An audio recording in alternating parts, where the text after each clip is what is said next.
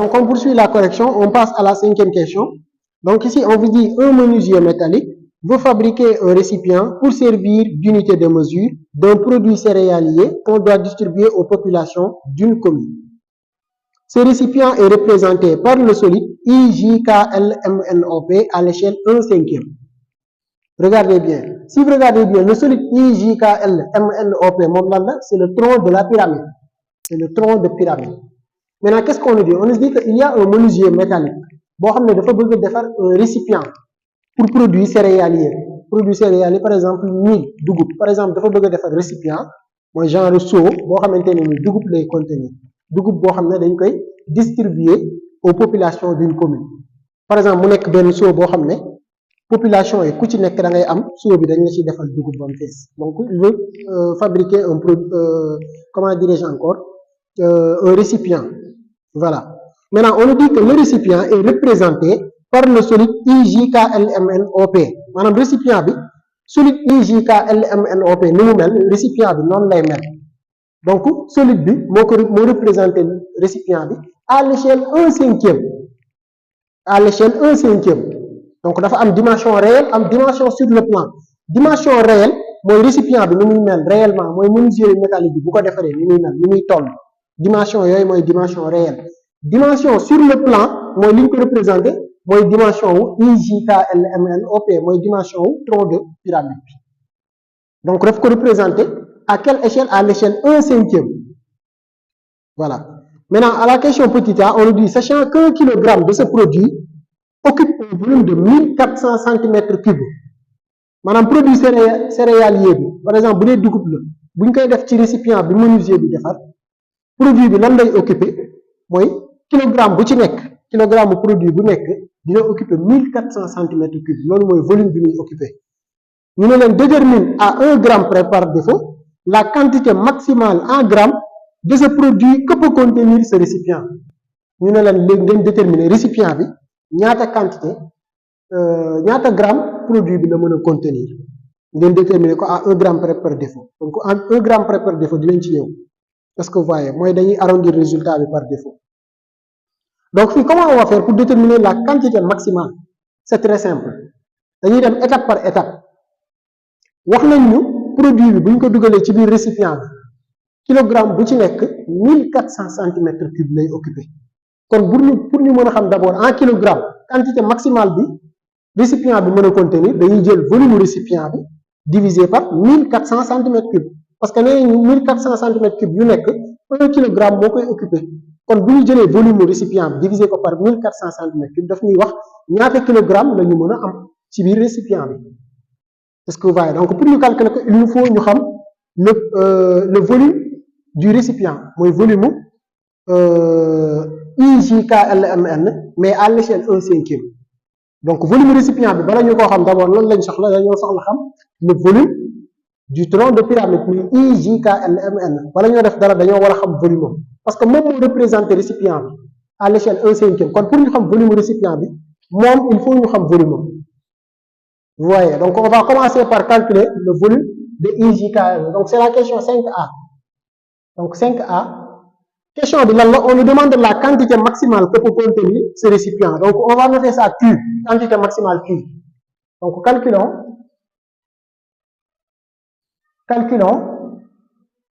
la quantité maximale Q. Maximale Q lañ koy noter. Qu'est-ce qu'on va faire? On va commencer par calculer le volume du tronc de pyramide IJKLMNOP. Maintenant moom volume dañ koy noter V3 lan moo tax parce que volume pyramide bu mag bi on avait noté ça V1 exercice bi V1 la ko noté woon. volume pyramide réduite bi ñun nan lañ ko nommé woon V2 kon volume tronc de pyramide bi nañ ko nommé V3. Donc calculons d'abord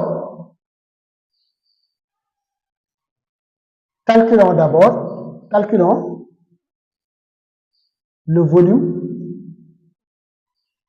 V3 du tronc de pyramide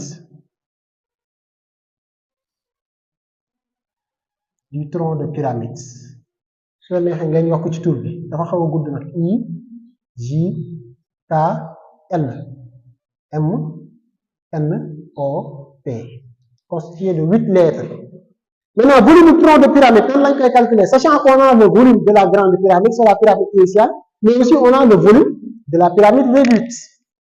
Si vous regardez bien, pyramide bu mag bi muy SMNOP lan ak lan moo ko constitué ñaar ñoo ko constitué c'est la pyramide réduite ak tronc de pyramide bi ñoom ñaar ñoo ko constitué loolu li muy signifié mooy kon volume pyramide bu mag bi day nekk volume pyramide réduite bi plus volume tronc de pyramide bi kon volume tronc de pyramide bi bu ñu ko bëggee am dañuy jël volume pyramide bu mag bi mooy volume pyramide réduite parce que voyez donc V3 en réalité formule lan la day nekk V1 c'est le volume de la grande pyramide, de la pyramide SMNOP, moins V2, le volume de la pyramide réduite. Est-ce que vous voyez, nous calculons. V1 à mon c'est égal à 55 cm3. Moins V2 aussi, on l'avait. Je pense que c'était 28,16. Je vais vérifier. C'était 28,16. Est-ce que vous voyez, voilà, c'est ça. Donc c'est 28,16 cm3. Vous calculez V3, vous allez trouver V3 égale, vous prenez votre machine, vous calculez, vous allez trouver 26,84. 26,84 cm3. Ça, c'est quoi? Ça, c'est le volume du tronc de la pyramide. IJKLMNOP. Lii mooy volume. Léegi volume bi, est-ce que moom mooy nekk volume récipient bi? Non, non, mënta nekk. Parce que tolloo ay dimension. Récipient bi moom moo gën a mag. Ay dimension mooy dimension réelle lii yan dimension la dimension sur le plan IJKLMN moom c'est la dimension sur le plan donc volume moom lii la c'est 26,84 cm3. Maintenant à partir de là nan la ñuy def pour mën a am le volume du récipient on va utiliser le volume du tronc de pyramide et l'échelle parce que vous voyez j'espère que oublié wu leen formule bi ñuy permettre ñu calculer ko mooy dimension sur le plan par exemple je vais faire ça sous forme de rappel pour ngeen bañ ko fàtte dimension sur le plan je vais noter ça DP comme dimension sur le plan c'est égal à quoi c'est égal à dimension réelle DR multiplié par échelle E donc lii c'est une formule dimension réelle dimension sur le plan du moins day nekk dimension réelle multiplié par échelle fii bu ñu fi tiré dimension réelle DR day nekk dimension sur le plan divisé par échelle lii c'est une formule est-ce que vous voyez donc bu ñu amee la dimension ou bien les dimensions réelles bu ñu bëggee xam ñaata lay nekk sur le plan mooy fi ñu koy représenter sur le plan dañuy jël dimension réelle bi ñu multiplier ko par échelle de la même manière bu ñu amee les dimensions sur le plan ñu bëgg a xam dimension réelle bi tout en sachant qu'on a l'échelle dañuy jël dimension sur le plan bi diviser ko par échelle pour mu jox ñu dimension réelle maintenant ñun dans notre cas entre récipient bi nga xam ne menuisier bi moom la bëgg a fabriquer ak tronc de pyramide bi kan moo ci am les dimensions réelles ak kan moo ci am les dimensions sur le plan dimension réelle comme son nom l'indique mooy li ñuy am réellement kon loolu lan la c'est le récipient bi moom moo am des dimensions réelles moom la menuisier bi war a defal moom moo réel lan lañ ko représenter sur le plan mooy tronc de pyramide bi kon tronc de pyramide bi moom moo am les dimensions sur le plan maintenant puisqu'on a ici le volume V3 c'est le volume du tronc de pyramide comme moom mooy volume bi sur le plan mooy volume sur le plan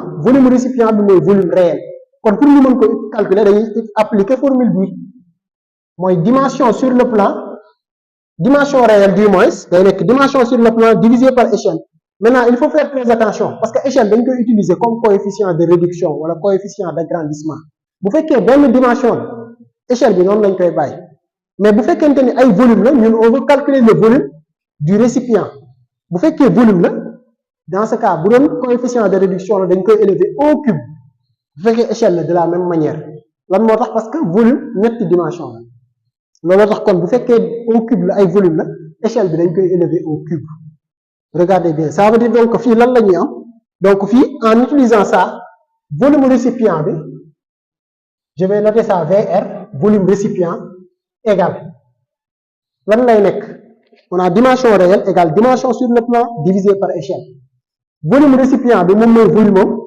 moom mooy am les dimensions réelles kon volume récipient bi moom mooy réel mooy dimension réelle égale dimension sur le plan divisé par l'échelle donc day nekk V3 moom mooy nekk volume sur le plan divisé par échelle échelle bi ñaata la on nous a dit c'est représenté à l'échelle 1/5 donc divisé par 1/5 divisé par 1/5 maintenant est-ce qu'on va laisser comme ça non lan moo tax parce que on est en train de calculer le volume moom ñaata dimension la 3 kon lan la ñu war a def échelle bi dañ koy élever au cube divisé par 1/5 au cube vous voyez donc on a fait qu'appliquer cette formule là dimension réelle day nekk dimension sur le plan divisé par échelle dimension premier volume réel bi c'est VR c'est le volume du récipient moom la menuisier bi di war a defar moom moo réel lan lañ ko représenter sur le plan c'est le tronc de pyramide mooy volume V3 mooy sur le plan divisé par échelle mooy formule bi maintenant puisque ce sont des volumes l'échelle on doit l'élever au cube loolu laa leen wax sànq échelle day comporter wu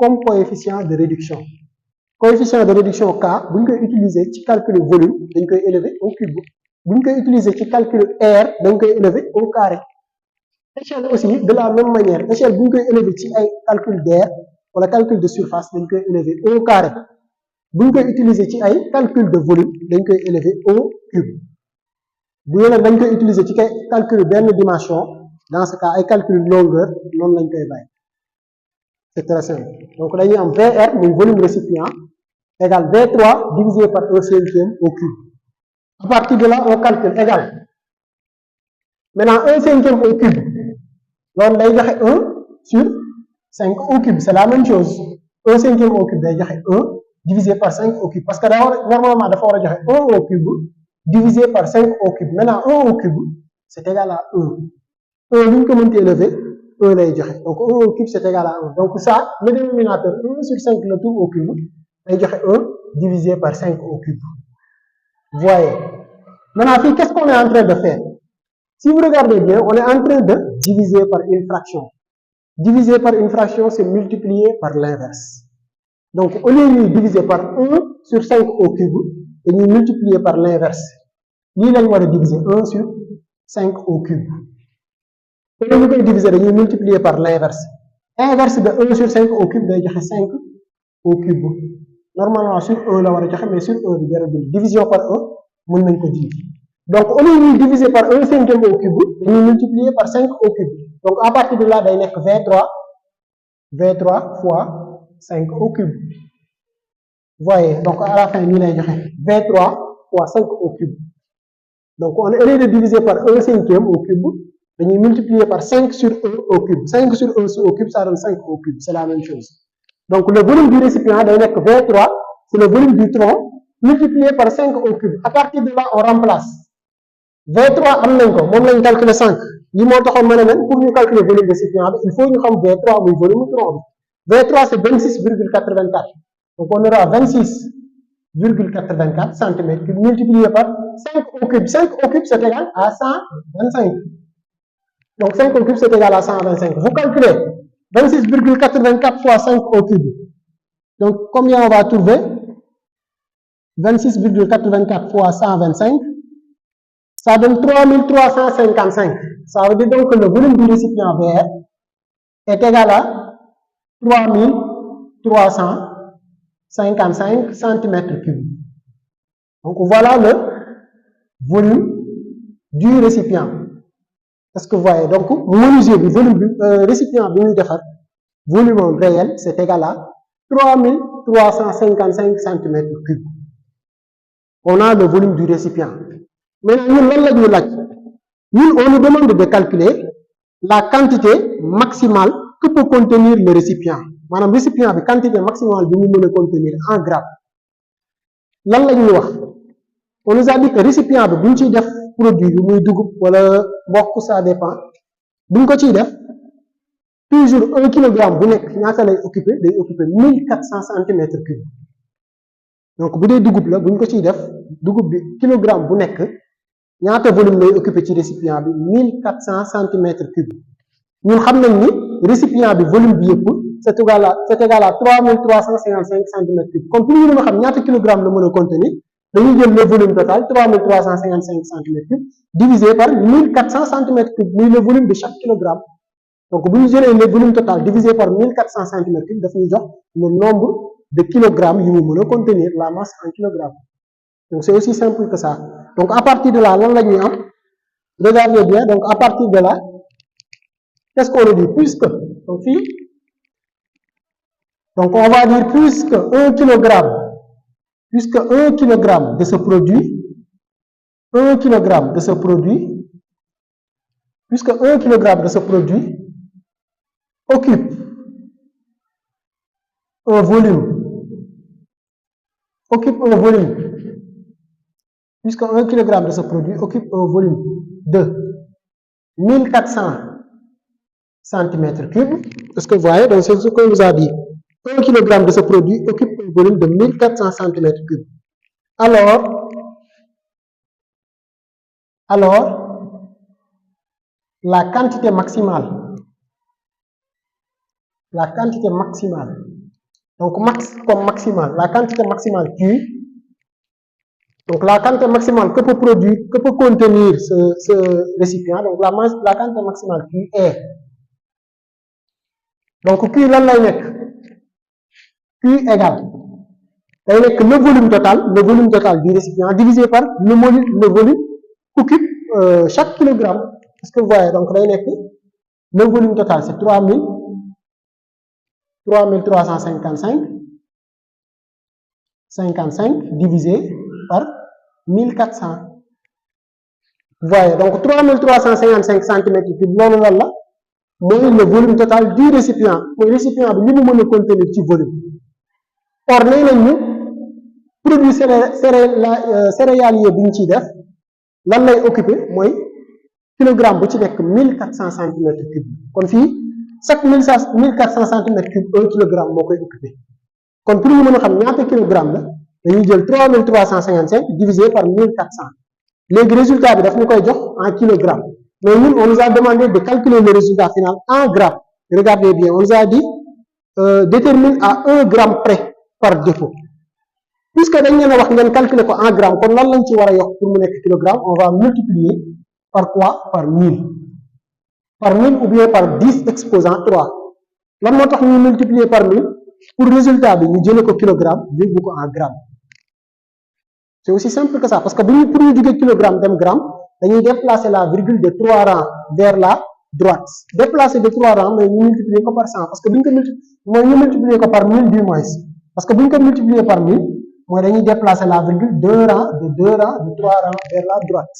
Est-ce que vous voyez? Mi ngi mel ni ñu am lii, par exemple ñu am 3,895 kilogrammes. Bu ñu ko bëggee yóbbu en gramme, virgule bi dañ koy déplacer de 3 rangs vers la droite, day indi fii muy 1 rang 2 rangs 3 rangs, kon lan lay nekk? Day nekk 3895 grammes. Vous voyez maintenant 3,895 bu ngeen ko multiplier par 1000, ça donne, on déplace la virgule de 3 rangs, ça donne 3895. Donc jëlee dara kilogramme yóbbu ko gramme, c'est la même chose que ñu multiplier ko par 1000 wala par 10 exposant 3, c'est la même chose. Donc loolu mooy permettre ñu convertir ko en gramme. Donc fii si on avait laissé comme ça, résultat final bi day nekk en kilogramme, parce que nee nañ ñu 1400 centimètres cubes yu nekk 1 kilogramme moo koy occupé, mais bu ñu ko multiplier par 1000, résultat final bi dafay nekk en gramme. Est-ce que vous voyez? Maintenant à partir de là vous calculez, donc vous calculez 3355 divisé par 1400 multiplié par 1000. Est-ce que vous voyez? Donc vous calculez, vous allez trouver 2396,42,85, ça continue. Donc 2396. Donc en calculant, vous allez trouver ça. Je vais mettre ça ici. Vous allez trouver ça. 2396,42. Ça continue. Ça continue, ça ne s'arrête pas.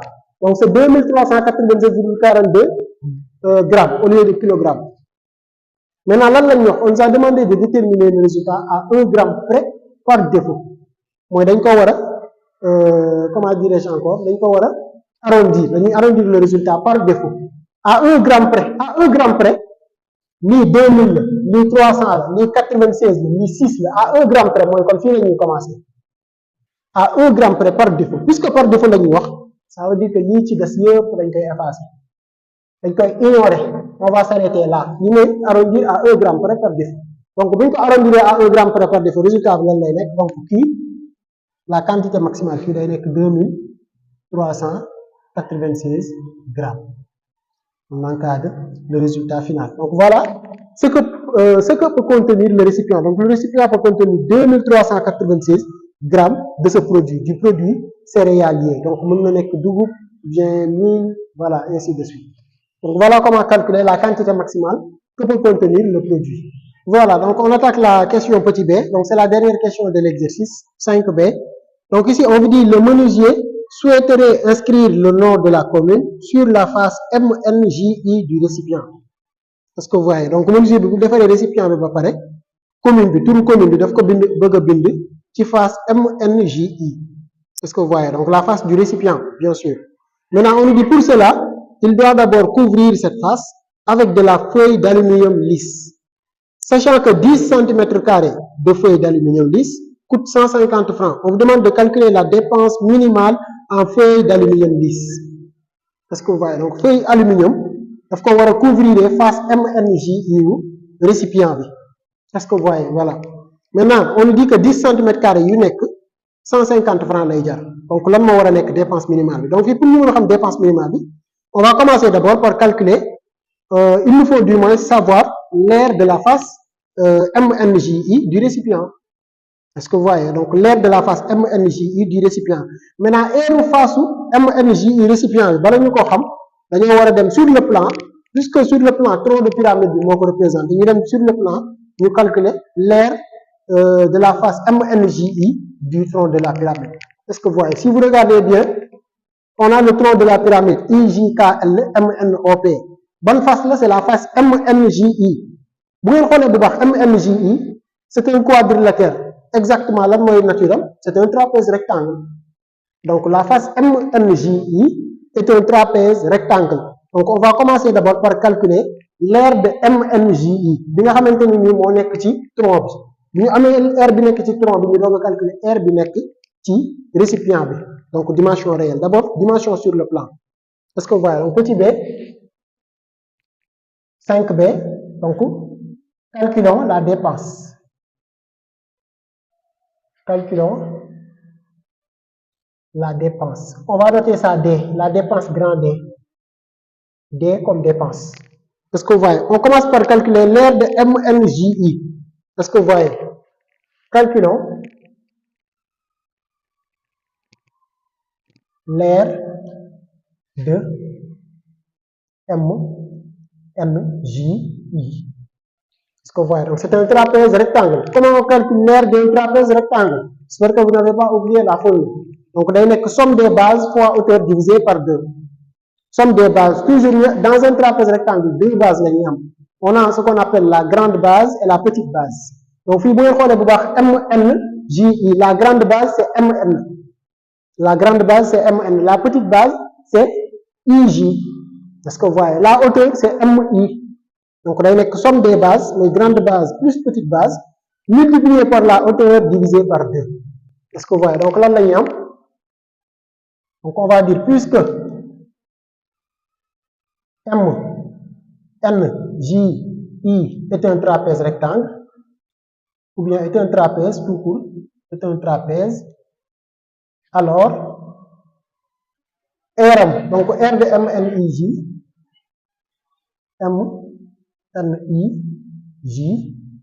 et n'est que somme des bases, donc grande base plus petite base, dañuy def parenthèse, somme des bases, donc MN plus IJ, c'est la somme des bases, parenthèse, multiplié par la hauteur. La hauteur c'est MI. Donc fois MI divisé par 2. Donc voilà comment calculer l'aire d'un trapèze. Somme des bases fois hauteur sur 2. Maintenant à partir de là, on continue. MN, c'est égal à, si vous regardez bien, on nous avait donné MN. MN c'est égal à 4 cm.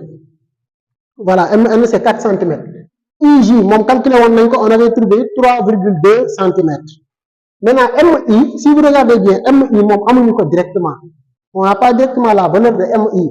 mais mën nañ ko calculer facilement lan moo tax parce que am nañ SI mais aussi am nañ SM am nañ SI am nañ SM donc si vous regardez bien MI day nekk SM moins SI très facilement ñu am ko donc dañuy remplacer MI par SM moins SI donc dañuy am égal toujours MN plus IJ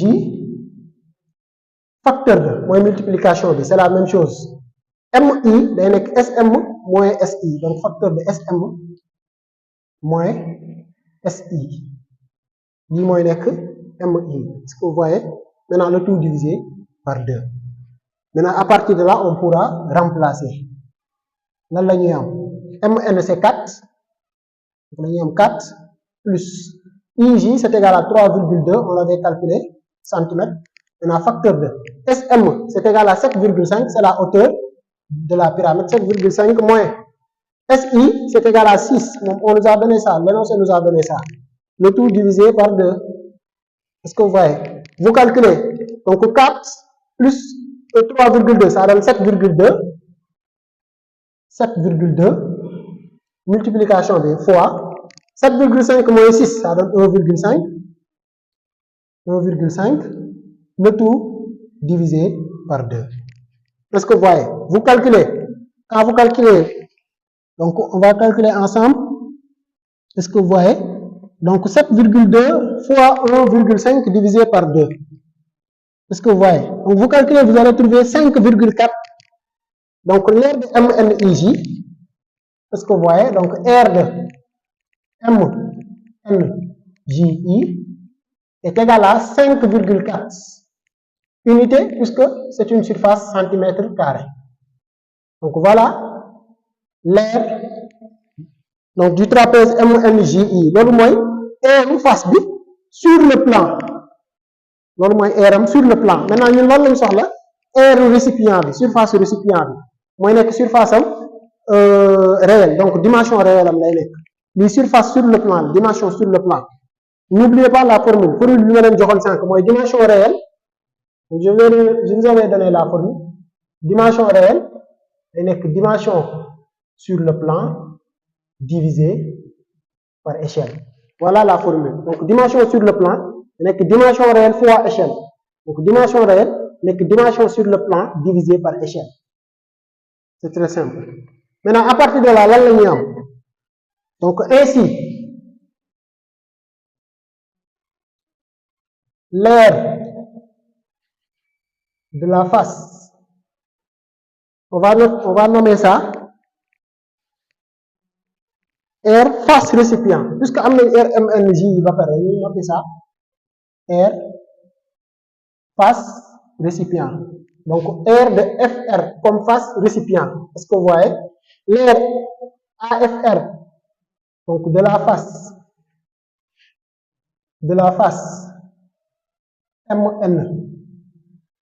MNJI du récipient est donc à quoi est égal à l'aire donc aire bi mooy face récipient bi mooy dimension sur le plan mooy dimension réelle du moins donc dañuy am aire de FR aire face récipient égale dimension sur le plan mooy sur le plan li ñu am c'est aire de MNJI aire de MNJI divisé par l'échelle l'échelle c'est toujours 1/5 mais woon nañu c'est le tronc de la pyramide qui représente le récipient à l'échelle 1/5 donc divisé par échelle 1/5 maintenant échelle bi est-ce que nii lañ koy bàyyi non n'oubliez pas li ma leen waxoon on est en train de calculer des surfaces surface R ñaata dimension la 2 kon échelle bi nan lañ ko war a def dañ koy élever au carré donc divisé par 1/5 au carré maintenant 1/5 divisé par 1/5 au carré c'est la même chose que multiplié par l'inverse c'est 5 au carré donc ça donne toujours R de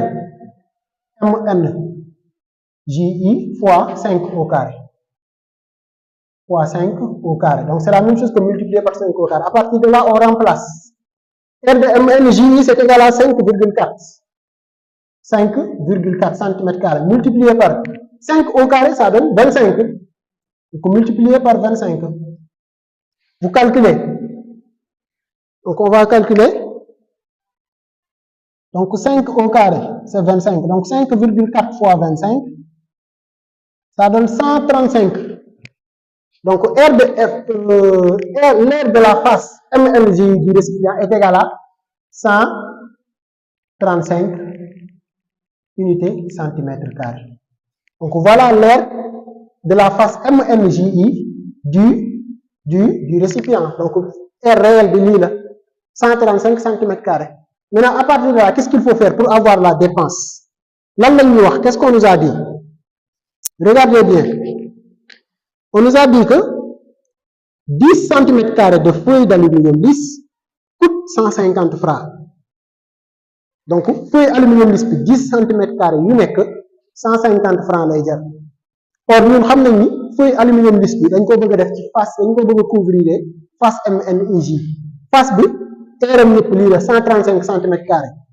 Donc pour nous avoir la dépense totale, nous avons 135 cm carrés, c'est l'air total divisé par 10 mètres carrés. Vous divisé par 10 mètres carrés, c'est 135 cm carrés. Nous avons 10 mètres carrés. Vous avez un nombre, nous multipliez par 10 mètres carrés, vous avez 150 francs. Vous multipliez, donc la dépense minimale. Est-ce que vous voyez? Donc ainsi, on aura. Donc puisque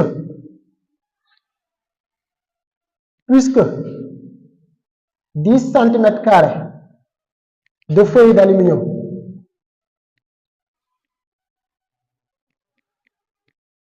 pour gagner de l'espace, de feuilles d'aluminium coûte 150 francs. 150 francs. Alors, la dépense totale, la dépense minimale, donc, on va prendre l'aire de la face MNJ du récipient, donc 135 cm carrés, divisé par 10. 135 divisé par 10, dans 135, il y a que 10 mètres carrés. Voilà, donc à partir de là, je vais mettre pause pour une rectification. Donc là, là, rectifier, moi, ci explication, il y a 10 mètres carrés. C'est-à-dire 135 divisé par 10, je vais expliquer ni. Dans 135 cm carrés, dans 135 cm carrés, il y a 10 mètres carrés. Maintenant, c'est une erreur de mon jum. N'est 10 mètres carrés, mais c'est 10 cm carrés. Unité de centimètre carré. D'ailleurs, c'est ce que j'ai écrit. Donc, j'ai bien écrit puisque 10 cm carrés de feuilles d'aluminium coûte 150 francs. Est-ce que vous voyez? Donc, unité de centimètre carré. Donc, l'idée de cette vidéo, vous avez 10 mètres carrés. Sachez que n'est que 10 mètres carrés, mais c'est 10 cm carrés. Donc, c'est une erreur. Est-ce que vous voyez? Maintenant, je vais en profiter donc, pour éclaircir l'explication. Donc, on veut connaître la dépense minimale. Dépense minimale. Qu'est-ce qu'on nous a dit? On nous a dit que menuisier, vous devez récipient, il faut couvrir de feuilles d'aluminium lisse la face MNJI. Maintenant, feuille d'aluminium lisse, ñaata lay jar moy 10 cm carrés yu nek 150 francs lañ koy jaayé. Kon ñun pour ñu mëna xam dépense bi, il faut que ñu xam ñaata 10 cm carrés lañuy soxla. Bu ñu amé nombre de 10 cm carrés yi ñuy soxla, ñu multiplier ko par 10 cm carrés yu nek limuy jar muy 150 francs. Maintenant, ñaata 10 cm carrés lañuy soxla, lolu pour ñu xam ko nan lañuy def, dañuy jël la surface ou bien l'aire de la face MNJI du récipient. Nous diviser par 10 cm carrés, c'est aussi simple que ça. Maintenant, air face MNJI, air réel, 135 cm carrés, calculez l'enco. L'autre fille, nous avons 135 divisé par 10. L'autre dans 135 cm carrés, nous avons 10 cm carrés. Maintenant, résultat quotient, nous avons multiplié par combien? Par 150 francs. Nous avons multiplié par 150 francs, l'autre donc la dépense. Est-ce que vous voyez? Voilà, donc je vais laisser la vidéo continuer. Moi, 135 cm carrés, il y a 10 mètres carrés. Si nous avons un nombre de 10 mètres carrés, nous avons 10 mètres carrés, 150 francs. Donc, nous avons le nombre de 10 mètres carrés, nous multiplions par 150 francs. Donc, multiplier par 150 francs. Donc, nous avons calculé la dépense minimale. Donc, si vous calculez 135 divisé par 10 fois 150 francs, ça donne 2025 francs. 2025 25 francs. Donc, D égale 2025 francs CFA. Donc, voilà la dépense minimale. Donc, pour couvrir la face MMJ du récipient de feuilles d'aluminium lisse, donc il nous faut 2025 francs. Donc, pour nous couvrir. Voilà la dépense minimale. Voilà, donc on vient de terminer la correction de l'épreuve de mathématiques du BFM 2023. Est-ce que vous voyez? Donc, au niveau de la prochaine vidéo, nous allons passer à l'épreuve de PC.